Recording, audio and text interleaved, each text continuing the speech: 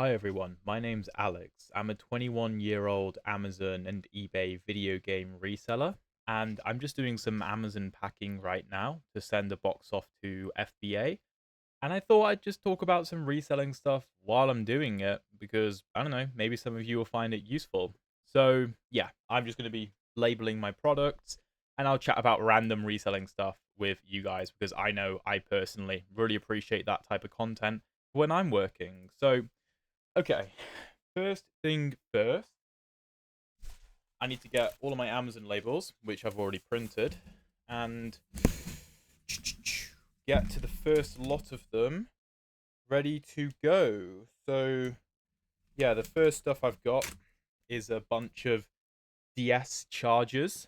Um, so I've got a bunch of these, like official DS chargers. They sell very well for me. Not for like massively high money or anything, but they sell very quickly, and I basically get them for free when I buy DS consoles, which I buy a lot of. So it's just a very easy way to make a little extra money, and I mean they're dead easy to test, etc. Like I said, they sell very quickly. Anyway, so as I'm doing that, first thing I want to talk about is the fact that reselling is really hard right now. It's really hard. It's no joke. I mean, I started reselling about 5 years ago when I was 16 years old.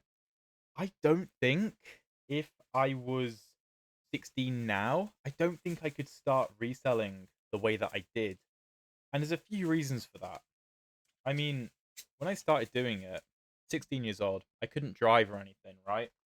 So I do have to give a massive thank you, who I always thank, my mum, who would wake up at like 5 a.m. and drive me to car boots because obviously I couldn't drive myself. And that was really, really helpful. But it wouldn't be as easy to resell now as a 16-year-old starting out because, one, the market is far more saturated. There are a lot more sellers. However, because reselling is so hard now, a lot of people are dropping off. A lot of people are doing it either maybe reselling on the side and they want to go full time and they simply can't, and it gets to a point where they're like, this really isn't worth it. Like, I might as well just put more effort into my career, where I don't know, they might get a better value, a better return on the time and effort that they're putting in, and maybe they can. Personally, I don't like working for other people. I like working for myself. I like knowing that all of my effort, I work all day, every day. I like knowing that all of my effort goes to me and to create a future with my girlfriend that, is really a big motivating factor for me. Sorry, I'm going on a massive tangent here. Sorry. Reselling is really tough. It's really tough. I mean, legislation, just general like government legislation in the UK makes it difficult. I mean, in England, I don't think it's quite as bad in terms of some of the EU stuff that's going on and some of the tariff stuff that's going on in America. I don't know whether that's necessarily good or bad for American sellers. I don't know. So those of you that are, let me know how you've experienced it, whether it's been good or bad for you. But there's a lot going on in basically any country, to be honest. There's a lot of change. And I think that it means that people, because the economy, no one knows what's happening. People don't want to take the risk of starting something like an eBay business or an Amazon business or a whatnot business or whatever. And that's perfectly reasonable. I understand that. It's not a very easy environment to get started in. By the way, if you're wondering what I'm doing, I'm pulling off bits of bubble wrap to put the chargers in so that I can wrap them in a bit of bubble wrap, send them off to Amazon, and I'll have a, oh my god, let's keep dropping it. I'll have a label whacked on there for Amazon to scan when it gets to their warehouse. Oh, I just noticed this charger is a little bit dirty. So I'm just going to take some isopropyl alcohol, give that a little bit of a clean, just so the customer isn't disappointed when they get the product. With Amazon, it really is all about the customer, and it can be frustrating for sellers for sure. But part of the reason that reselling is so hard is because of things like that. When platforms are siding with the sellers on a lot of things. And those of you who sell on eBay, this isn't meant as disrespect, but you genuinely have no idea what it's like on Amazon. Like you have no idea. We can get better prices for a lot of stuff. A lot of stuff that I buy to sell on Amazon, I arbitrage from other online marketplaces or contacts that I have because you can just get better prices on Amazon. And the reason for that is because everything is so customer centric on Amazon. And a lot of sellers don't like that. And eBay is becoming more like that. And it's interesting. I was listening to a video by Big Al because I saw him on the Profit Playbook podcast. I absolutely love Josh Galt, by the way. Josh Galt, I'm probably not pronouncing it right. Love his channel. And he had Big Al on the Profit Playbook podcast the other day. And Big Al, well, oh yeah, he was talking about how eBay don't want to be eBay, and they want to be Amazon or they want to be Vinted, and they really it seems like he has a good point. Now, my counter argument would be, well, does that not just count as innovation? Is that not just changing with the market? Like, a lot of us always complain that eBay doesn't change and that they're too slow moving. But then we also complain that eBay are changing and that they need to just be themselves. So is there a middle ground there? I don't know. I don't care. To be totally honest, it doesn't affect me. I have this mantra, whatever, where like whenever there's some kind of belief, right? Some external force that I can believe something or I can believe something else. For example, is eBay turning into some kind of weird mix of Amazon and Vinted? Is it? Do eBay only care about their shareholders? Do they? I don't know. I don't care. I frankly don't care. Whether they do or not, whether these things are true or false, does it affect the way that I run my business? Right? Does it affect the way that I run my business? It shouldn't. It shouldn't. Now, there are some caveats to this. So, for example, with Amazon, Amazon is a volatile platform. They provide incredible service to the customers, and that's why they have so many users. That's why I'm able to make good money there, and it's why they're the monolith that they are, because they provide such good value to their customers, right? That much is clear. Now, that does mean that it's hard as the seller on Amazon. It's gotten to the point where I stopped doing eBay for years. I stopped doing eBay properly for maybe 2 years and just focused solely on Amazon. I'm just cleaning one of these chargers. There's a little bit of grime on it, so let's just get that sorted.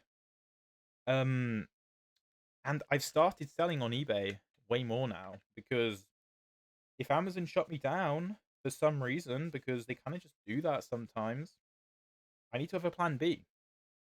So, in that sense, me believing that Amazon is a risky platform to be on, does it help me to believe that? Well, in this case, it helps with risk mitigation, right?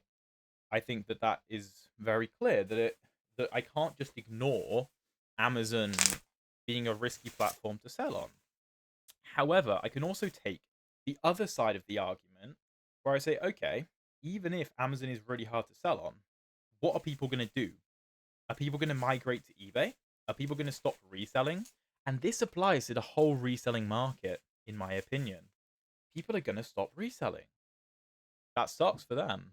It does. Because I know I love this job. And I've been doing it for the past 5 years of my life. In my GCSE years, in my sixth form years, throughout university, I've been reselling because I love it. And I'm going to spend the rest of my life doing some kind of entrepreneurship. I know that.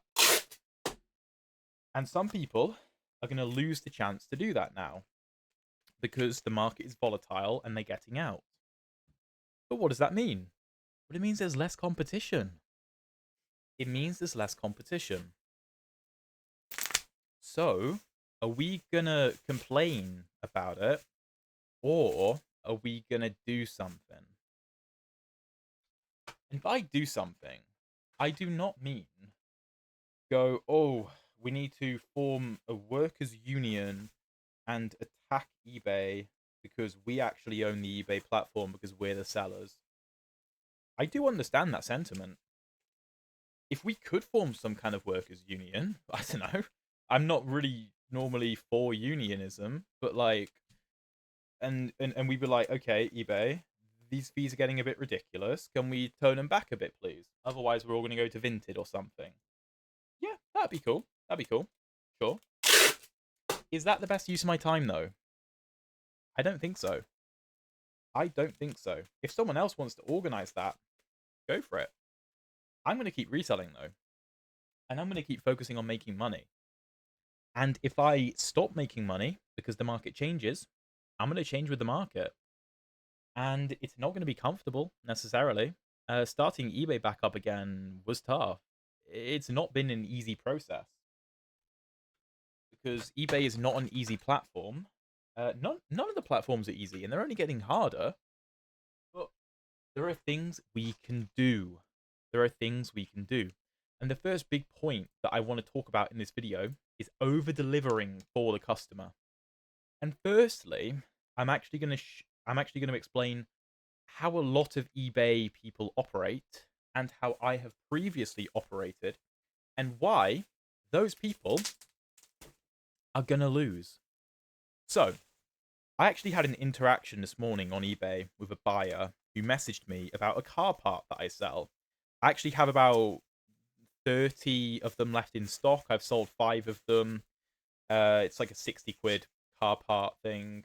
And he was asking me whether it's compatible with a 200 TDI or 300 TDI engine. I don't know what those words mean. I don't know anything about cars. Why the hell am I selling car parts? I don't know the first thing about cars. And yet I'm selling car parts? What? Now, why am I selling car parts? Because about 3 or 4 years ago, I got contacted about a car part deal through my parents, actually, for a load of car parts for like £3,000. I ended up buying them because I was like, whoa, there's actually a lot of money to be made here. And I'll just learn how to sell car parts. What a great idea. Now, I have actually made money on them. I have. I've made a good few thousand, probably. But it was incredibly inefficient, and I know nothing about car parts. So when this customer contacted me, asking, is this for a 300 TDI or 200 TDI engine? I went, oh my god, I have no idea. So I searched up the car part on a website called Autodoc. And Autodoc told me it was for a 2.5 TDI engine. And I went, what? How can there be 200, 300, and 2.5 TDI engines? That makes no sense. So I messaged this guy. I said, oh, it's for a 2.5 TDI engine, hoping that he would know what that meant. He then came back to me and said, yes, that's between a 200 and 300 TDI, but it fits one of them but not the other, or something like that. I don't know. I don't know. I don't know the terminology or anything. So I messaged him back after a little bit of research, and I said, oh, well, it should be fine with both then in that case. And I was like, well, if I'm wrong, I'll just refund him and he can have the car part for free. It is what it is. And he came back and he said, what did he say? He said something like, no, they actually have different cam belts, which I don't know what a cam belt is. And I was then like, you know what? I'm really sorry. I genuinely don't know. I've had 5 people buy these before with no problem, which is true. But I genuinely can't tell you. So, like, I'm really sorry about that. And he said to me, not being funny, but why are you selling car parts if you don't know this? And I actually sent back to him, that's a really good point. That's a really good point. Now, I've actually put these car parts up on Facebook Marketplace as a job lot to sell as a job lot for really, really cheap because I want to get rid of them because I don't know anything about car parts. I've made my money. I'm not losing money.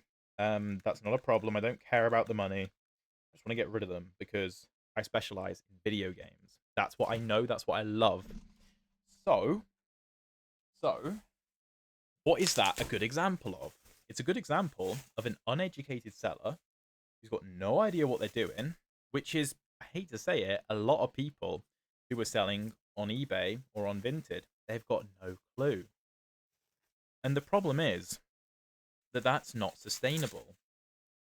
However, when I started selling on eBay, I was mostly selling video games because I had a few old ones lying around and it was during COVID. And I was like, oh, I'm going to sell a few of the old video games because they seem like they're going for good money.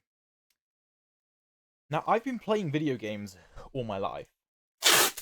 Now, I don't actually play games anymore, really, unless it's a game that I get in to sell and I'm like, oh, that looks really cool. I just want to play like a couple minutes of that. Literally just a couple minutes because I don't play games. It takes too much of my time. I'd rather work and make money.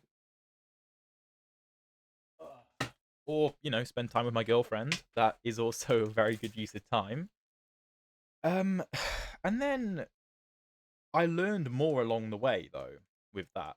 But I started from a very good base of knowledge. The problem is that a lot of eBay sellers are selling with no knowledge of the products they're selling. This is my issue with a lot of everything sellers. And don't get me wrong, I was doing that for years before I properly niched down into video games. Reason being is I wanted to just sell video games, but I couldn't find enough, right? It's a very competitive market. Now, I have focused my efforts on finding the best sources for video games at prices where I can still make money. And I pay up because otherwise I'm not getting a hold of them. But my knowledge is so good that I can still get good deals on them because I'll notice like random things. Like there's certain games, for example, where if I'm looking at a lot of them, like all their spines showing, and there's certain games where like a different font on the spine indicates it's a different version of the game that makes the game worth like 15, 20 times more. There are games like that, and I've made a lot of money through noticing things like that that most people wouldn't notice. And that's where knowledge is king, right? But the issue is that if you sell everything, you're not going to learn many things like that. You'll know things here and there. I knew things here and there when I sold everything. It wasn't sustainable. I stopped doing it. If you want to sell everything, go for it. If you make money that way, go for it. My issue is, I don't think it's scalable. I don't think it's a real business. And if you don't want a real business, that's fine. Like, that is not me being facetious and saying, like, oh, you don't have a real business, but if you're okay with that, that's all right. No, I genuinely mean that. Reselling should be built around your lifestyle. One of the main reasons I do reselling is because of the lifestyle it gives me. And I love the lifestyle that I get from reselling. That's all the charge is done, by the way.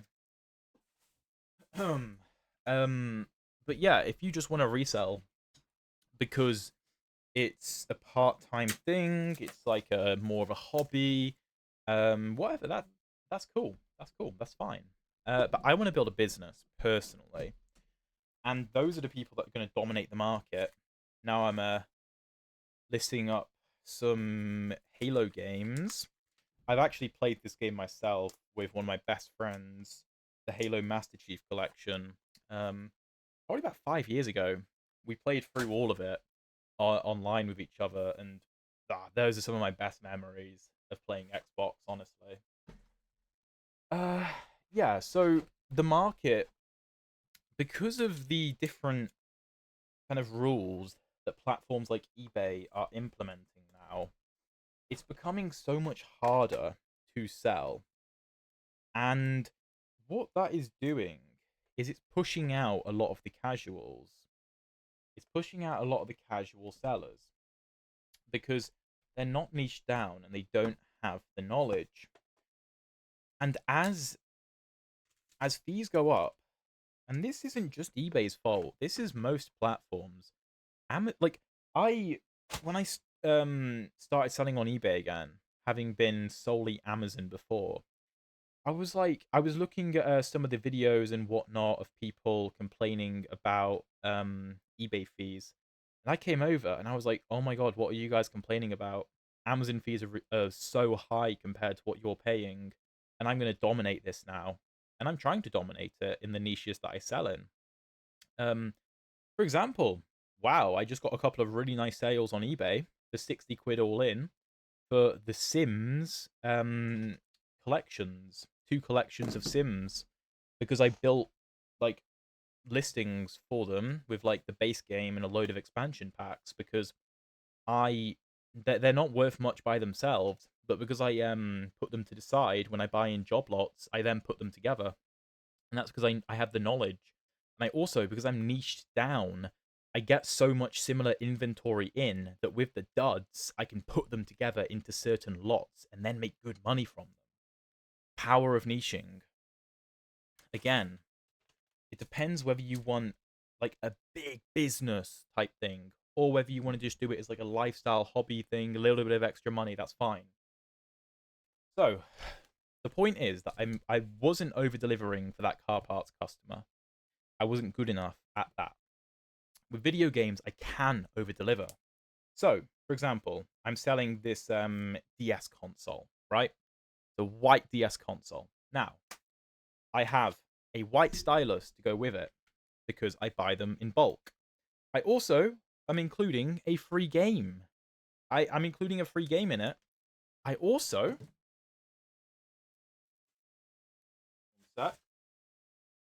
I also have a brand new USB charger to put with it.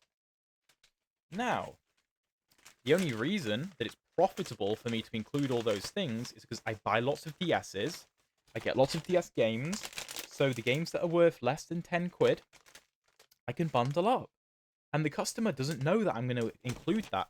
So when they get it, my Amazon customer, they're going to go, oh wow, I didn't know I was getting a free game with this. That's awesome.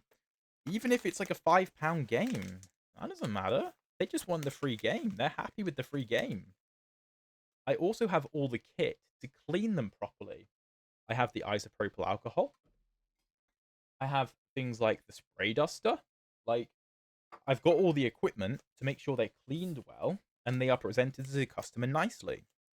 I also know how to remove things like parental controls. There are ways to remove parental controls on DS consoles without knowing the pin or anything like that. And I know that, and I can do it in under a minute because I've been doing it for so long, right?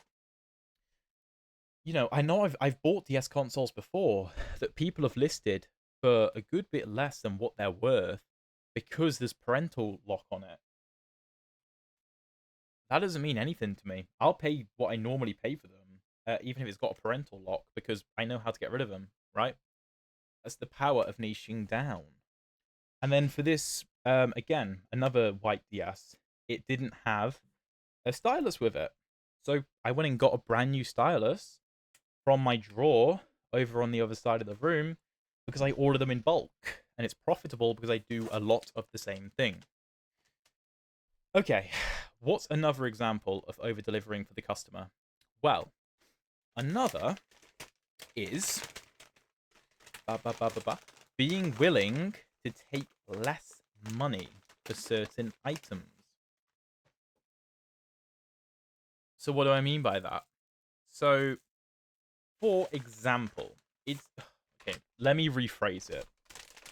So effectively, I am willing to make a little bit less money every now and again so that I can give the customer a great experience. There's this thing from Alex Hormozy, who I love, by the way, where he talks about when you do something wrong in your business, it's not enough just to, like, let's say your buyer bought something and I don't know, it's not what they were expecting. It's not necessarily enough just to refund them or say, okay, return it and I'll refund you the money. An example of this is I sold a 2-game bundle of DS games the other day, and the buyer contacted me yesterday saying that one of the games works and the other game doesn't work. And he sent proof of this. And I was like, okay, yeah, that's perfectly reasonable. I'm really sorry about that.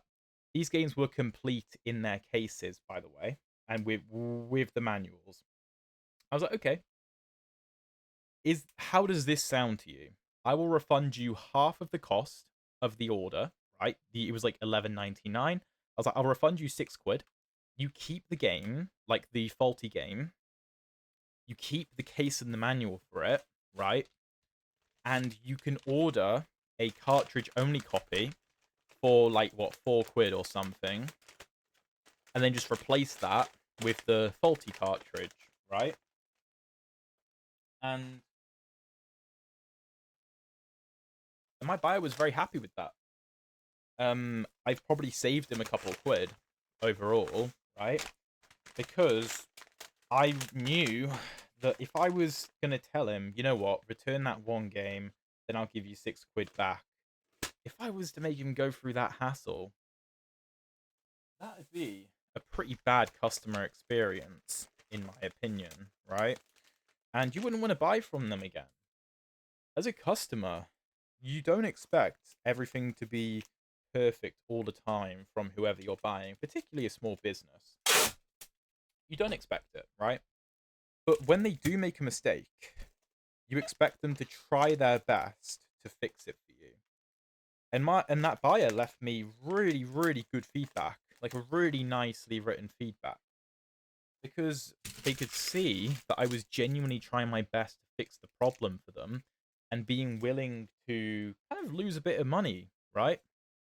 To do that and to also make it as painless as possible for the buyer. And they appreciate that. They do, of course they do. The next thing I want to talk about is I am currently trying to go into a certain, like, very niche market, and I'm not going to tell you what it is. But if you really do some digging, I'm sure you could figure it out. Whatever. And I want to dominate that market because I think it's a really cool market, and I wanna really go for it. And I made my first sale in in that market a couple of days ago, and I wanted to really blow the customer away. So the product that I'm selling, I kind of buy it in bulk of sorts.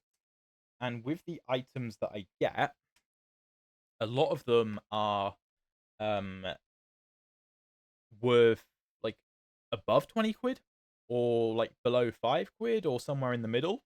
I don't list anything below 5 quid in that niche. I instead keep them to the side.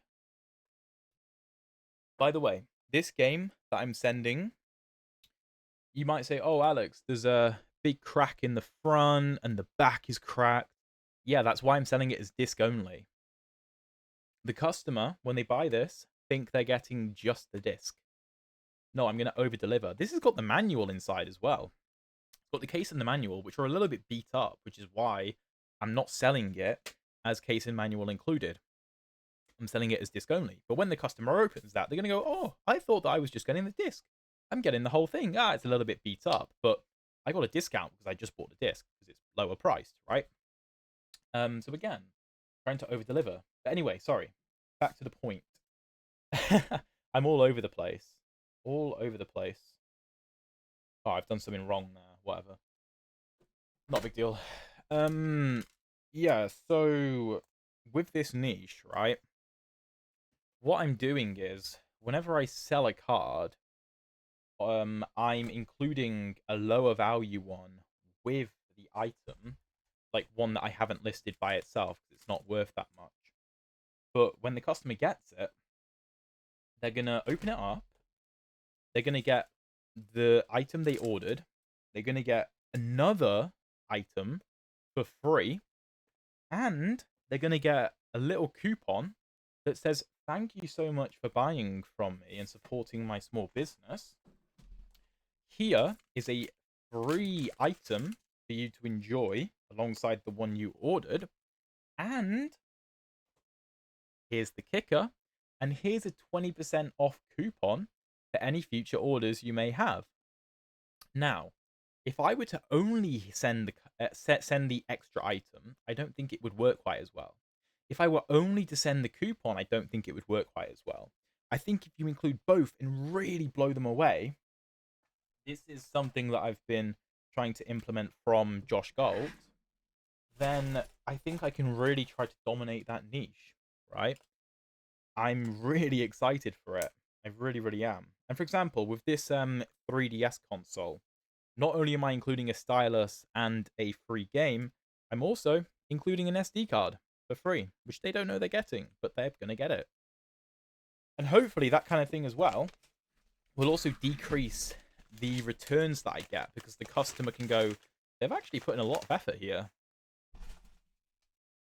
And they are over-delivering, so any issues they might have, even if the console doesn't work, like I know it does, let's say it got damaged on the way and it didn't work, they're more likely to be like, okay, that's probably an honest mistake, or it did get damaged in transit, because they clearly care about their customers because they're doing all of these extra bits that they don't have to do, right? So I think it also just gets you goodwill with the customers, and that goodwill could be really important for surviving the current climate and for driving repeat customers, because things are only going to get harder for the time being. I do think that the economy will not fix itself, but start to improve at some point over the next few years. At least it is useful for me to believe that.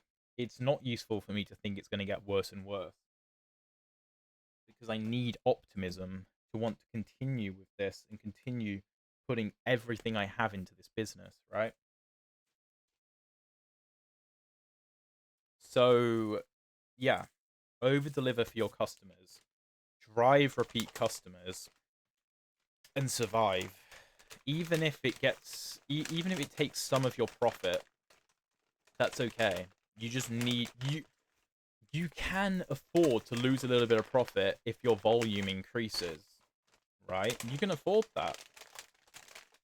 And besides, I see this as a very long-term game.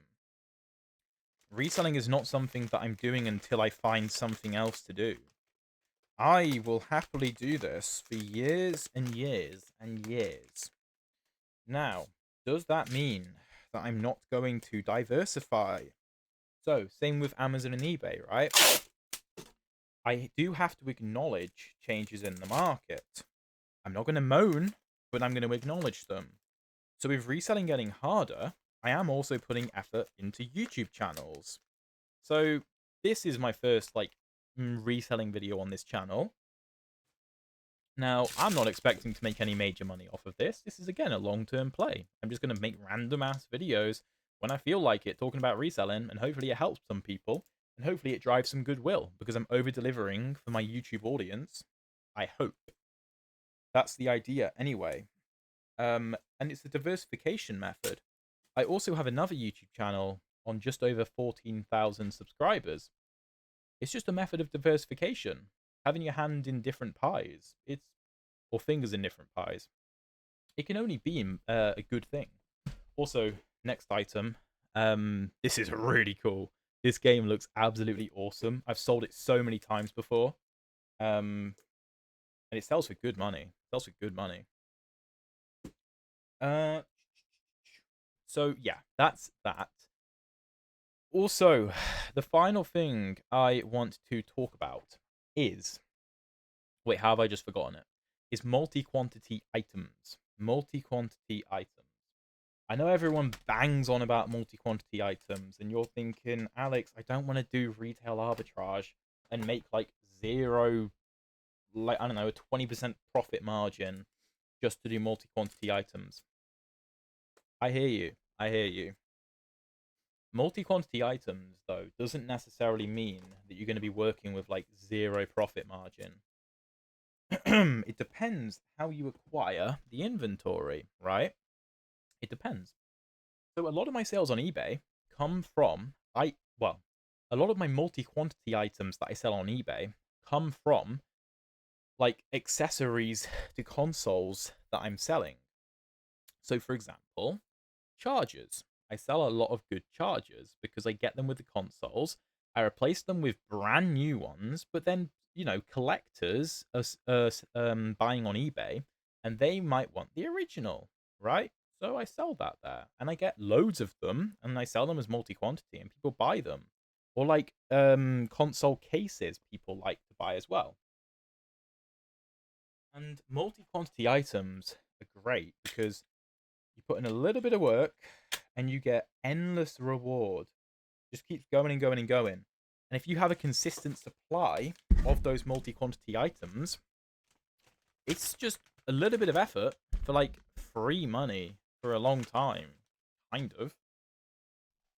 You don't have to go through the listing process over and over again, right? Which to me is very appealing and I'm absolutely loving it. And also, on eBay, they like that kind of thing. Then the algorithm pushes that. When I started doing some of those multi-quantity items, I was actually doing pay-per-click ads on them just to drive some sales. And then, once some sales were coming through, I got rid of the pay-per-click. And because my listing was performing very well, it's kind of dominating that search on eBay, which is fantastic. It's really, really great. Oh. Also, I'm very sorry if the tape was loud throughout this whole video. I did do a couple of test recordings, and it wasn't too bad. I think I have a little bit of a filter on the mic. But sorry if it's been bad. Also, that's not the right... Oh, I'm going to have to change that. Anyway, I think that's the end of the video anyway. I hope this was useful to a lot of you. And yeah, like and subscribe if you enjoyed.